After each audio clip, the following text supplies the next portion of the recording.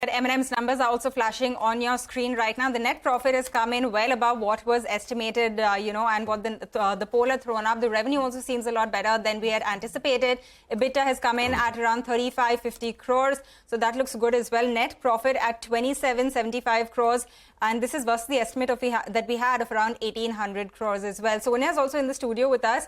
Sonia, the initial numbers that we have definitely look very good. The margin figure has also come through and well above what was expected. Looks like a top-down beat, at least on the first few numbers. Oh, absolutely. And it's looking like a very strong set of numbers on an operational front, right? The top line growth is solid at 23%, coming in at 24,368 crores.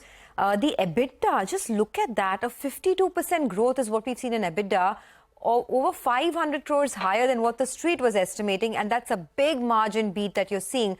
14.6% consolidated margins compared to 12.8% that the poll was throwing up. And if you look at even the preceding 4 or 5 quarters, right, you haven't seen 14.6% margins. Last quarter, it was 12.4%. The preceding quarter, 13%. So at best, they've done about 13% margins. And now this 14.6% margin is something which is very, very strong. So we were in any case expecting a sequential improvement in the EBITDA margins because of a favorable mix. They had a higher amount of tractors that they sold, and raw material prices have also softened this time around. So in that context, on a sequential basis, the margins were expected to improve.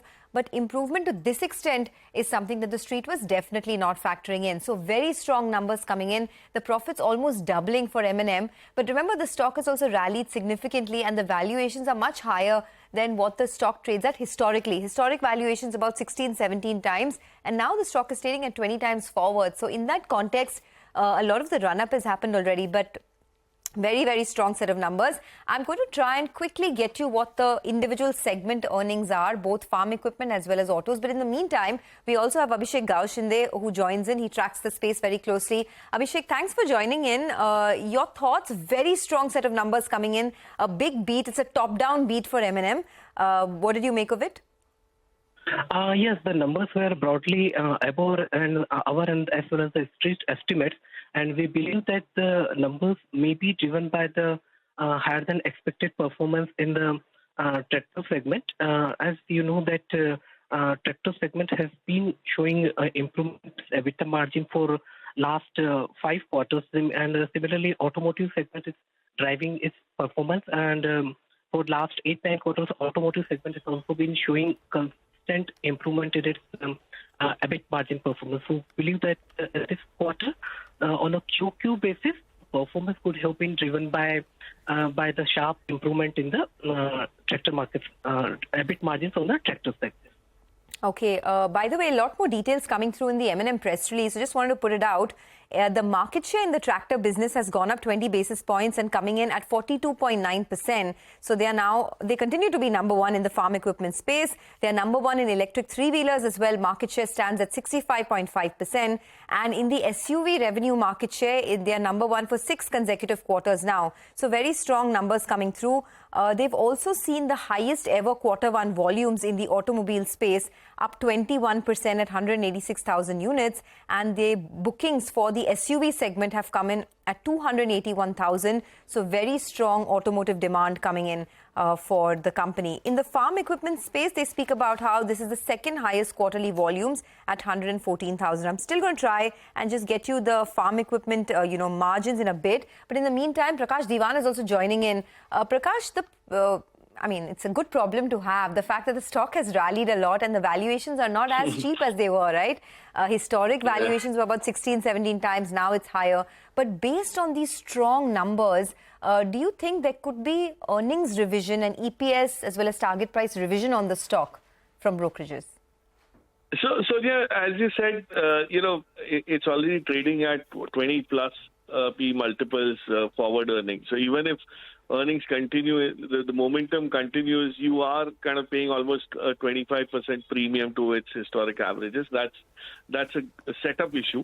But what is the bigger problem? And if you go back to the last 3 months performance for M&M, which is from the last quarter earnings to this quarter earnings, it hasn't moved much for the simple reason I had pointed out even that time, and I'm just repeating that it's a company that's trying to grow on all fronts with intense competition. Electric vehicles, you got Tata to compete, Tata Motors to compete. SUVs, Maruti is upping the ante. You have farm equipment, Kubota is kind of trying to flex.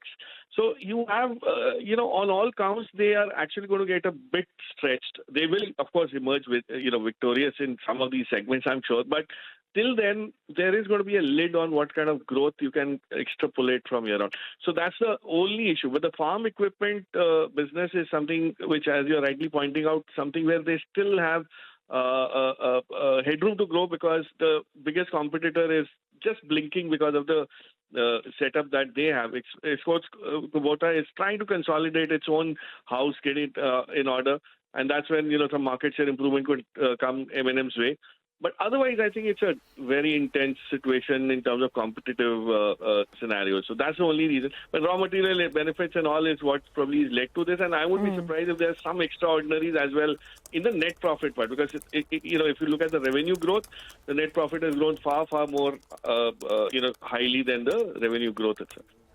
Okay, by the way, we are getting more details and even the fine print is looking very good. The auto business has picked up in a big way operationally. Of course, this was a quarter where, the company took price hikes as well. The auto business margins have improved to 9.6% versus 3.2% last quarter and versus 5.1% the same quarter last year. So it's almost at double digits for the auto business margins, and they haven't done this kind of auto business margins in a very, very long time. If I'm not wrong, this could be close to record high levels in terms of the auto business margins. Even the tractor segment margins have picked up both quarter on quarter as well as year on year. So let's get to our other guest as well in a bit. But Prakash, what do you do with the stock? Okay, Abhishek, what do you do with the stock now at this price at 1483? Is the risk reward favorable? Yes, you rightly said that EBITDA margin has improved on the quarter-on-quarter basis, and if I am right, then this is the 9th quarter when company has reported a sequential improvement in its EBITDA margin in the automotive business, and the 6th quarter when it has reported a sequential EBITDA margin in the tractor business. Considering that earlier the major part of the growth was largely dependent on the farm equipment business only. Now the automotive segment has also started contributing to the profitability. One, two, the growth in the bottom line or the operating profit is driven more by the EBITDA margin expansion, driven by the improvement in the product mix and the raw material benefit. We have continued to maintain our positive view on the M&M. Although the certain issues like the investments in the RBL and all these things that we will discuss with the management in the con call, but we are positive on the management on the M&M per se, largely on the improvement in the EBITDA margin expansion higher than that of the volume growth expansion. Okay, just a couple of more pointers on why the net profits are much higher than estimated. One, of course, is that the other income has increased significantly, which you saw on your screen a while back. And income from investments related to subsidiaries, associates and joint ventures has also increased. So that has come into the other income and that's boosted the net profits. But X of that, very strong set of numbers coming through. The margins, both for the auto and the tractor business, have improved substantially, much better than what the street was estimating. And it's a top-down beat. The stock, despite a big rally, is seeing an additional gain of around 1.5%. As the analyst was also mentioning, two things that we need to watch out for. One, on the Temasek investment in the EV subsidiary, any more details on that? And two, the rationale behind investing in RBL Bank, which is a non-core investment for them, the 3.5% stake. So we'll await more details from the press conference. But in the meantime, very good set of numbers. Back to you guys. Yeah, thanks, Sonia, for that quick assessment and analysis of those numbers and an operational beat coming in from M&M.